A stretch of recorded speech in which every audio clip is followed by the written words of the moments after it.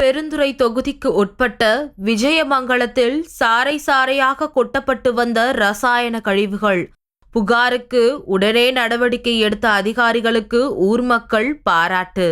ஈரோடு மாவட்டம் பெருந்துறை தொகுதிக்கு உட்பட்ட விஜயமங்கலம் விஜயபுரி பஞ்சாயத்தில் 500க்கும் மேற்பட்ட குடும்பங்கள் வசித்து வருகின்றன.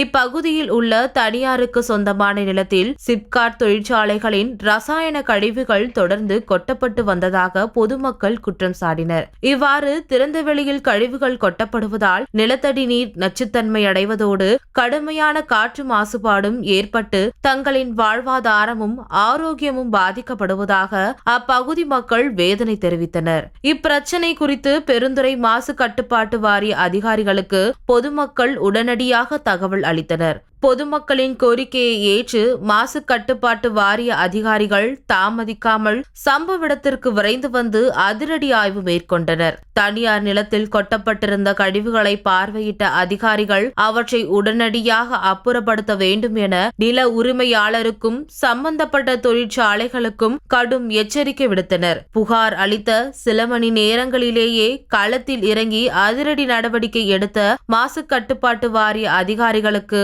விஜயமங்கலம் பொதுமக்கள் தற்போது தங்களது நெஞ்சார்ந்த பாராட்டுகளையும் நன்றிகளையும் தெரிவித்து வருகின்றனர்.